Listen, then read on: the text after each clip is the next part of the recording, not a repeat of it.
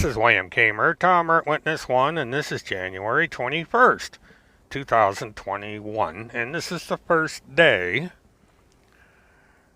of the Biden administration, and already he is going to work doing the job that he was hired to do, and in the process has deleted about 90% of what Trump did. There's not going to be a wall.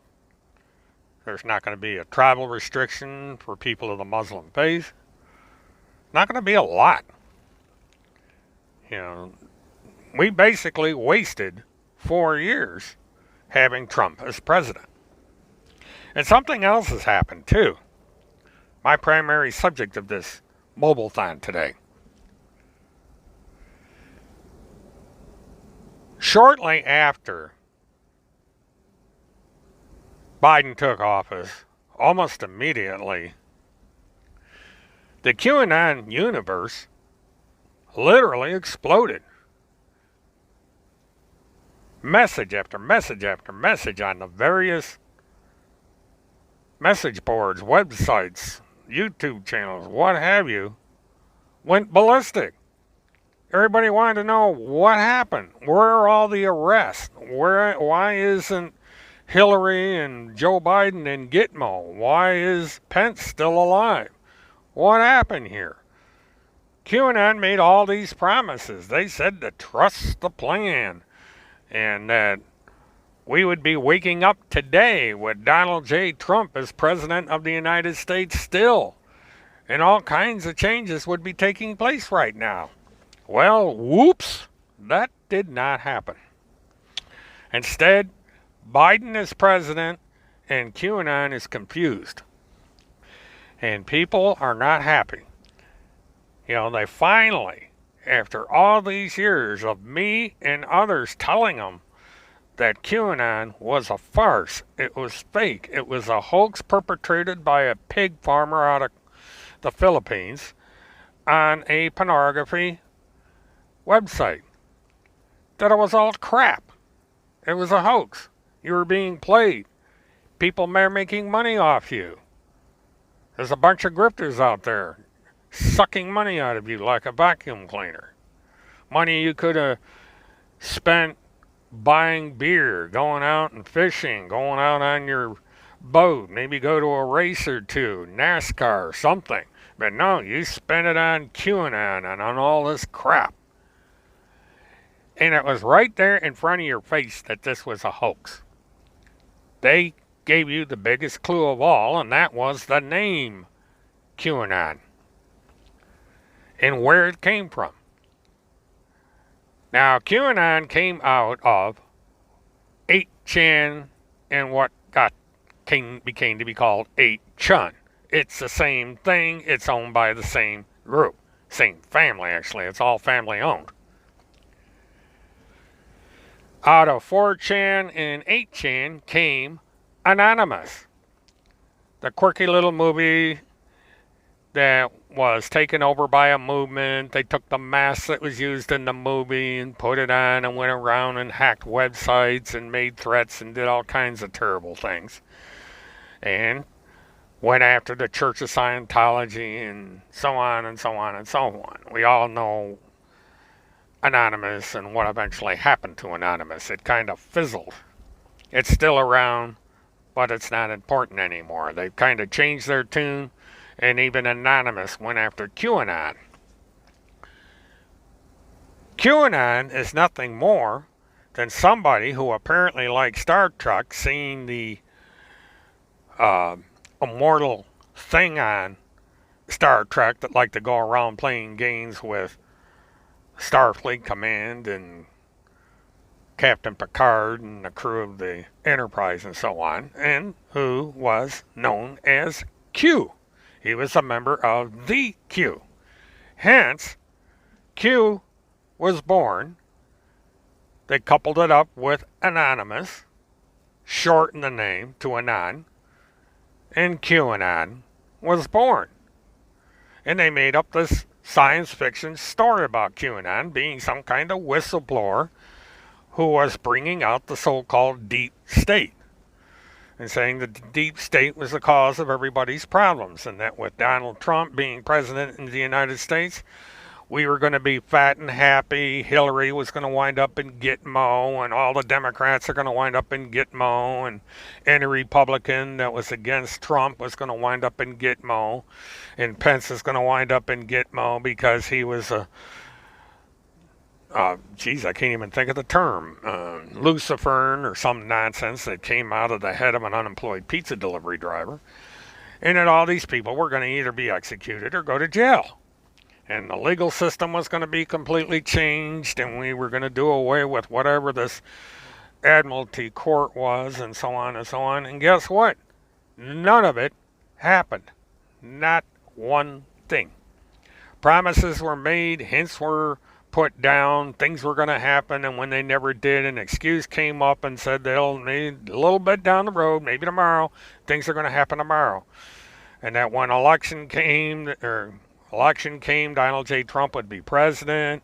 And then when that didn't happen, then they said there's going to be an investigation. It's going to find out that there was this big election fraud, and all the Democrats are going to go to jail. And when that didn't happen, there was always pushing back the goalpost. And then along comes the insurrection, and everybody thought that was the big hope. That was going to finally be the revolution, the 1776, that we were going to have Donald J. Trump another 4 years at a minimum, and that all the guilty were going to be sent to Gitmo or otherwise dealt with. And that didn't happen. And so then we come to January 20th, the inauguration day, and the fences around Washington, and saying this is to keep the Bidens in, and eventually they're going to go to Gitmo, and Donald J. Trump is going to be president, and same merry-go-round. Well, guess what? It's January 21st, and Joe Biden is president, and Donald J. Trump is down in southeast Florida sulking, getting ready to go to jail, because that's more than likely what's going to happen. He has got 65 separate criminal cases against him right now. And this is just the beginning. And this is not including the fact that he is going to be in a impeachment trial in the Senate next week. And it will probably only take 3 days to likely adjudicate Donald J. Trump guilty of the crimes in the articles of impeachment. And what's going to happen there is Donald J. Trump is never, ever going to run for political office again, and he will probably be in jail before the end of the year, if not sooner.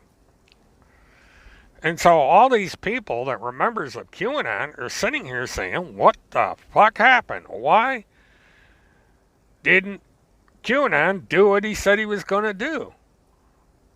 Why aren't these people being punished? Why isn't Trump the president of the United States? Well, it's quite simple, really. You were all taken for fools. You are all Qlarps. You were lied to. You were screwed out of whatever money you gave to the cause. You got screwed out of all the time you spent writing about Q, supporting Q, bashing the Democrats, bashing Hillary, bashing Biden, bashing everybody.